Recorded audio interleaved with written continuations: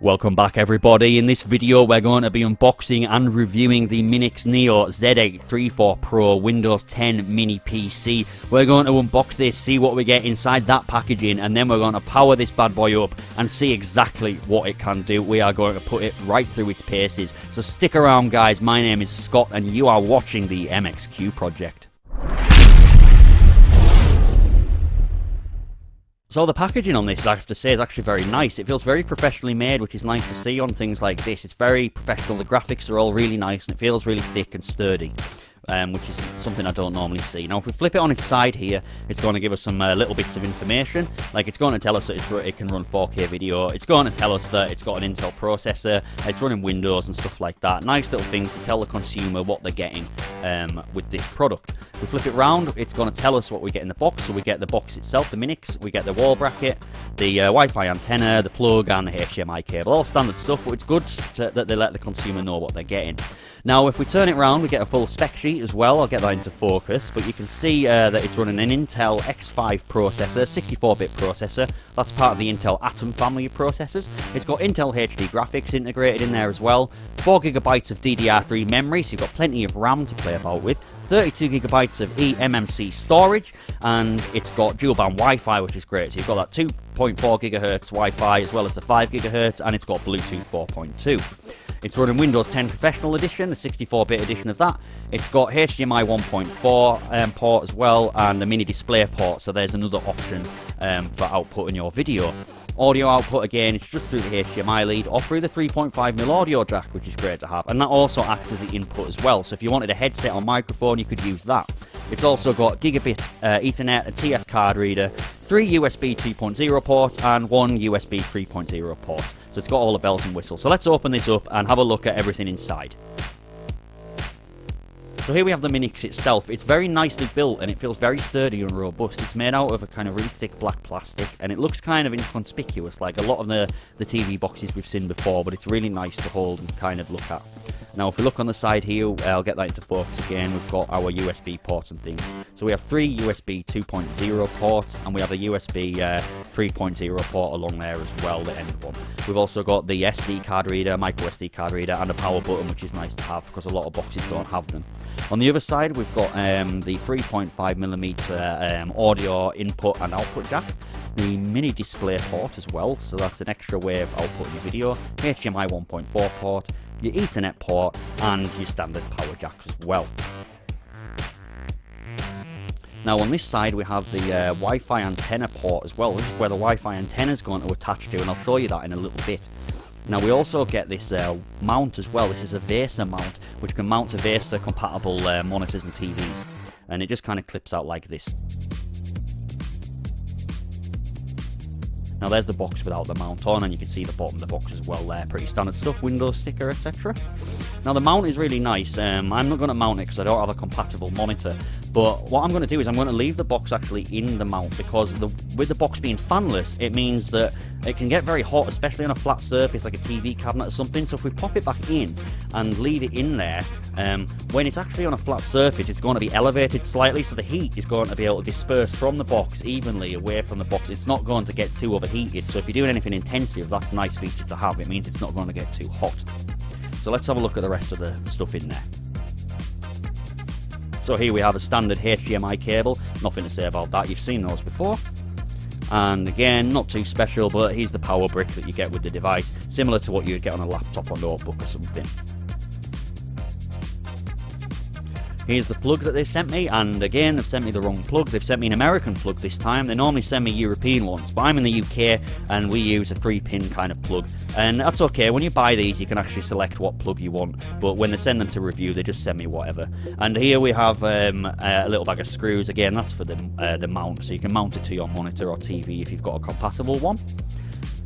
They've also sent us a little product brochure as well, so you can have a look at some of Minix's other products as well, which is quite nice. It's quite a nice laid out and clear kind of thing as well. But then of course we've got the really rubbish, useless user manual. Usually these are pretty straightforward and self-explanatory and aren't really any help to anybody. Now here's that Wi-Fi extender, adapter I was talking about just earlier. And I'll show you how that kind of screws on now. It can be quite fiddly, especially for me using behind the camera, but you can position it in different positions and stuff like that, as you've just seen. And I'll just attach this so you can see what it looks like. And there we have it. That is the Minix Z83-4 Pro Windows 10 Mini PC, all unboxed and everything we get in there. So what we're going to do now is I'm going to power it up, and we're going to kind of wing it today because I've never done a review on a Windows box before. So we're just going to do some basic stuff on it, maybe try some gaming, photo editing and video editing, and yeah, we'll just see what this thing can do. So stick around, guys, and stay tuned for that. So here I am at the main screen of the box, and as you can see, everything's working, the Wi-Fi's connected and all that stuff. It's working really nice and quick, actually. So let's go ahead and go into the control panel and just make sure that the specs that it told us it had on the packaging actually matches up to what's inside the device itself, so to speak. So if we go in here and click on System, and then we go into the amount of RAM, etc. Yeah, as you can see, everything matches up. It's the Intel Atom X5, it's got 4 GB of RAM, and everything is as it should be, which is great. And so far I'm quite impressed with this. Everything's running nice and quick and smooth and all that, and it's all working as intended. And I've been on some Windows boxes before and they've not actually been that quick, and everything's been kind of a lag, but this seems to be loading up everything pretty much instantaneously. So far so good.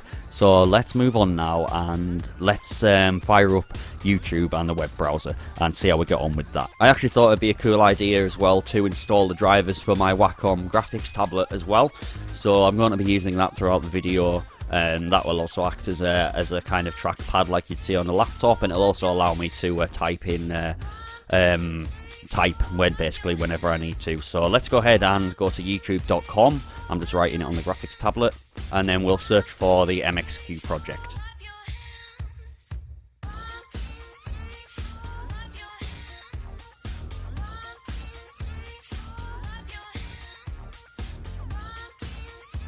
And if we load up this video here, and as you can see, video playback's absolutely fine as well, so no issues with that whatsoever. So I think now let's load up Netflix and let's see how the Windows 10 Netflix app gets on. So I'm just loading up the Netflix app now, and unfortunately this seems to be quite slow. It seems to be lagging and quite a bit as far as the interface goes anyway. Just even like scrolling and things like that, it seems very slow and choppy, which is a bit of a disappointment. Don't know if that's anything to do with the box itself. I think it's probably more the app, because it's the Windows 10 app. Maybe I should have loaded it up in the browser, but for the purposes of knowledge and seeing what this thing's like, let's just find the film and click play on it and see how we get on with that. Let's try Spectre and just click play.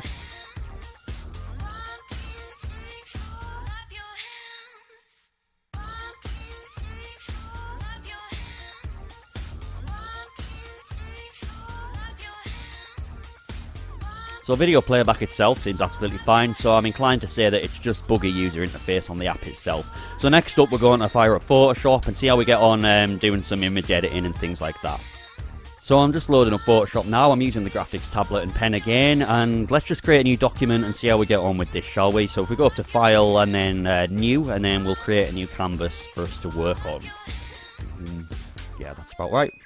Now let's see if we can improve this screenshot of Matthew's video. Let's see if we can make this just that little bit better. So stick with me, guys, and we'll see how we get on with running Photoshop on this box.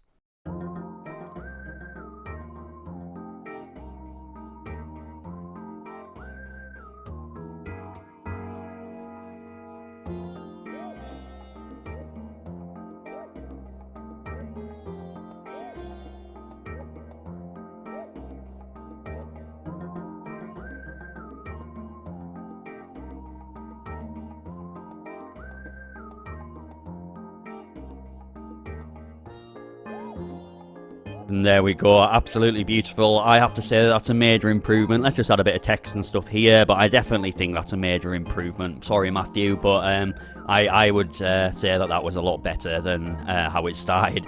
But I'm really impressed with how Photoshop's ran, in all seriousness. I expected some major lag and things like that. Maybe if we're doing something really intensive, it may start to struggle, because you're going to need a decent graphics card for stuff like that on Photoshop. But I was using quite intensive tools there, like the Liquify tool, for example. It can usually be quite intensive, and it seemed to handle it alright. But anyway, next up we're going to be testing some video editing as well. So I've loaded up, installed rather, Cyberlink Power Director, which is kind of a low to mid-range video editor, and I know a lot of YouTubers use it as well. So we're going to give that a go and see how we get on, so stick around.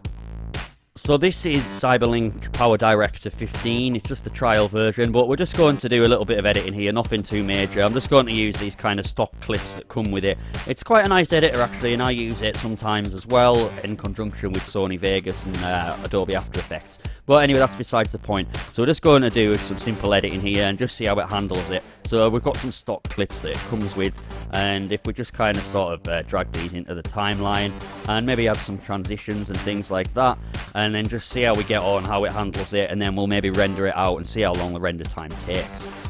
So if we drag the first one in there, and as you might see here as well, this actually allows you to create 360 degree videos and things like that, and also 3D videos.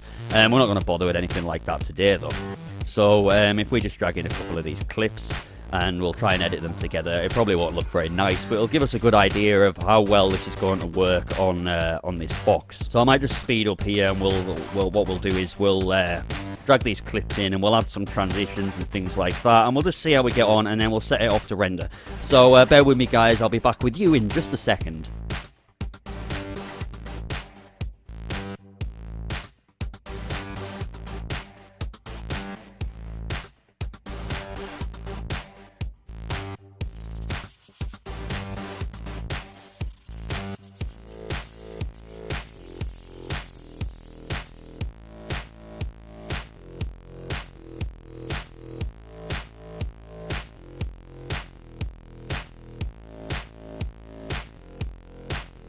Okay, so I finished my little rough cut of this video, and actually the editing process was pretty streamlined. There wasn't much lag at all, really. I was expecting a lot more. Now, maybe if you're editing clips from a DSLR camera in full HD or 4K or something like that, or even RAW format, you're definitely going to struggle because you need high-end hardware to do that. There's just no other way around it. But I'm going to render this little cutout now, this little edit that I've made, and then we're going to come back and we'll see what the quality's like and how well it rendered and things like that, and just kind of have a look at what we've produced. It's not going to be anything special, but there you go. So I'm pretty impressed with this so far. It's managed to edit you know, reasonably well. So if you wanted to do some editing for YouTube or something, this box is definitely going to be able to do that to some extent, to a certain extent anyway, but don't expect anything spectacular. Okay, so that took about 2 or 3 minutes to render, not bad at all really, and it is only a short clip, but let's open it up and we'll see what it looks like, and we'll see how we got on with it and what the compression's like and stuff like that. So here we go, the text worked alright there. As you can see, all looks fine to me, quality still looks good, transitions worked. So yeah, if you're going to edit a few HD clips together for YouTube or for a slideshow or something like that, you're going to be able to do that on this box, and I'm really pleased with it. So next up we're going to try actually some gaming, and we're going to load up one of my favourite games of all time, which is Fallout New Vegas, and I'm really excited to see if this box is going to run it or not. I'm not entirely sure. I picked a lower end game just to see, but we'll see how we get on anyway. So I've installed Fallout New Vegas, as you can see here. It's set all my video and graphics settings for me automatically and defaulted them at the medium settings. I'll just flick through those for you now, which is great actually, because I thought that it would maybe put them to the lowest at the most. Or maybe even tell me that the game's just not going to be able to run, but it hasn't done that. It's set them to medium. So anyway, I wanted to try an older game, and this game came out in around 2008, and it's my all-time favourite. I thought it'd work a lot better than trying a really new game. So let's just boot this up and see how it's going to run on this Minix Windows box. I'm hoping it runs well because, as I say, it is my favourite, but let's just boot it up and see how we get on. I want you to say the first thing that comes to mind. Well, I don't know about you, but the first word that comes to mind for me is wow. I did not expect this game to run this well. It's really surprised me. I expected it to run, don't get me wrong, maybe with a lot of lag or, you know, a lot of artifacts or glitching and stuff like that, but it's running so well, and I'm really pleased with it, and this is just on the medium settings. Now, to me, this doesn't feel any different than maybe playing it on the Xbox 360, for example. You probably notice the difference is a lot more if you're playing on higher-end hardware, but I've played this throughout on the 360 a few times. There are little bits of lag on here, but that's to be expected on a device with this kind of specs, but overall, it's just really surprised me, and it's running really, really well. and I could play this for hours. It really is my favourite game. But anyway, there's not time for that at the moment. We're going to have to get on with this review and get some other stuff tested, so we're going to do Asphalt 8 next. So stick around for that, and we'll see how that runs compared to some of the Android devices that we've tested.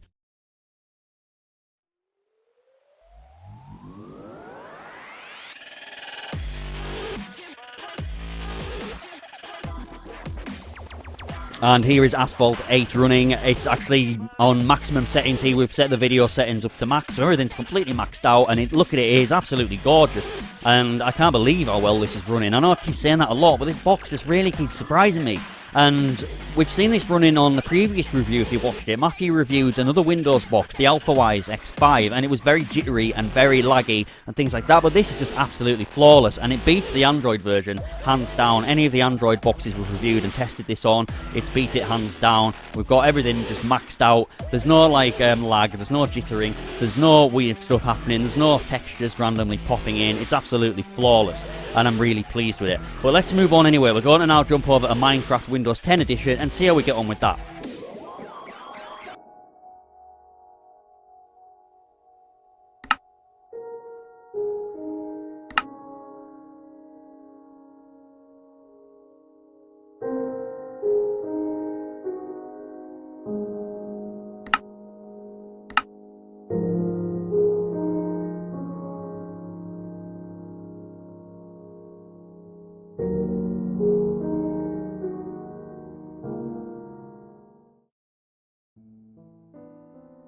So I'm just loading up a world now on Minecraft, and we'll see how we get on. It looks really nice. It's playing very smoothly. As you saw before, the settings are left standard settings, so I've not actually changed anything or had to change anything to make this run. And it just seems to be running really nice, and it's a really nice kind of experience if you're into Minecraft, that is. I used to be into Minecraft a little bit, but then I decided, no, I'm a grown-up, but my kids enjoy it and stuff like that. So if you've got kids or something like that, or maybe you're a bit of a Minecraft fanatic yourself, you're going to be able to run Minecraft very well on this device.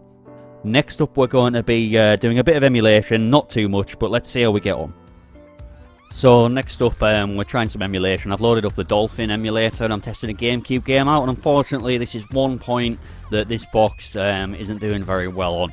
I don't know if that can be changed by tweaking some settings or anything like that. I didn't really have time to go too deep into it, but it's running fairly slowly. Again, it could just be the ISO I'm using or anything like that, but to be completely honest, I don't think we're going to get much more improvement no matter what we do with this one, so let's move on. So this one's looking a bit more promising. I'm running GoldenEye on Project 64, that's an N64 emulator, and so far so good. It all looks to be running really well. I didn't expect anything less, really. I expected at least better than the Android devices that we test this on, and it's beat them hands down. Just bear in mind that N64 can be a difficult system to emulate on Android devices, but we're talking about Windows devices here today, and this is running absolutely fine.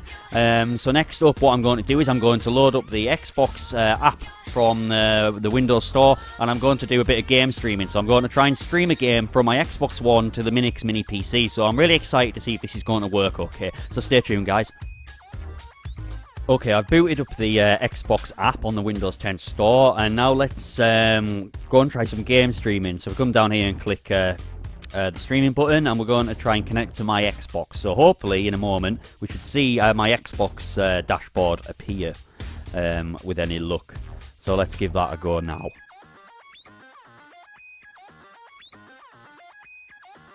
Okay, so here we are at my Xbox dashboard. This is actually streaming to my Minix box, and it all looks to be working really well. Just bear in mind, if you're wanting to do this, Ethernet connections are recommended. But now let's play some Sonic Mania, I think. It's my favourite game at the moment. But yeah, you need a strong connection for this. So if there's any drop, it's not going to be down to the box itself. It's going to be down to your internet connection. You do need a strong connection, otherwise you will experience lag or drops in quality, things like that. Yeah, so let's give this a go.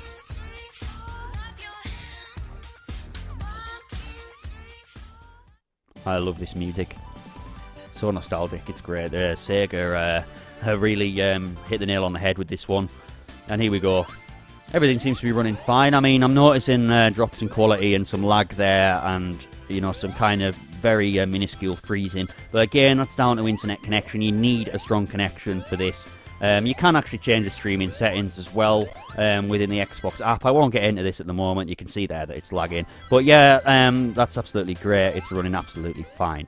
And I think we're going to have to leave it at that, I'm afraid, guys, because we're creeping up to the 20-minute mark, and it's going to end up a really long video if I waffle on any longer. So, in conclusion, this box is a really great box, and I really recommend it. It's got that 4GB of RAM, remember, the Intel Atom X5 processor, that's a quad-core processor as well, and a 32GB storage. So you're getting a semi-decent amount of storage there, and you're getting a lot of RAM and a decent CPU, so you're going to be able to do some really cool things with it, such as play some games like Fallout, like we saw, and Asphalt and things like that, and Minecraft and all that stuff. You can get some pretty basic video editing done, you can do some Photoshop, photo editing and things like that. I also installed the graphics tablet as well, so you can maybe do yourself some digital painting or illustrations as well with that and not have too much trouble. So it's a really versatile piece of kit. The internet works fine and stuff like that. Video playback is great, as we've seen, and it's a really great piece of kit for that price as well. Now, what I have discovered since starting this review is that I've been looking at the Pro Edition, the Neo Z83-4 Pro. Now, I found out that there's a standard edition as well, the Minix Neo Z83-4, the standard edition, but there is absolutely zero difference in the specs of these things. So I'm not entirely sure what's going on there. So maybe the Pro Edition is just a rebranding or a relaunching of that same box. And I've looked at a couple of other reviews and things like that, and from what they're telling me, the standard doesn't perform any different than the Pro. So you can actually save yourself even more money by just going for the standard edition, because it's the exact same machine. So the standard edition retails for about $98 or £75 if you're in the UK like me. So $98, $99, you're getting yourself a really great box, because the Pro version is retailing at around £146 where I'm from, which probably equates to something like $160 or $165. So you don't want to be paying over $60 for the same piece of kit, so get yourself the standard edition and you're getting yourself the exact same box. But yeah, end of the day, it's a really great box. We've done some pretty intensive things on it, and it's really surprised me, and I really like it, and I look forward to playing with it more and hopefully getting a few more videos out and tutorials, some cool things you can do with this piece of hardware. But in the meantime, don't forget to like and subscribe if you did like it. Give me a thumbs up. If you didn't like it, give me a thumbs down. Leave me a comment. Tell me what you thought. If you've got any observations or anything else or any suggestions, again, leave me a comment. Subscribe to the channel because it really helps. Come over to the Facebook group. All the links are going to be in the description. And my name is Scott, and you have been watching the MXQ Project.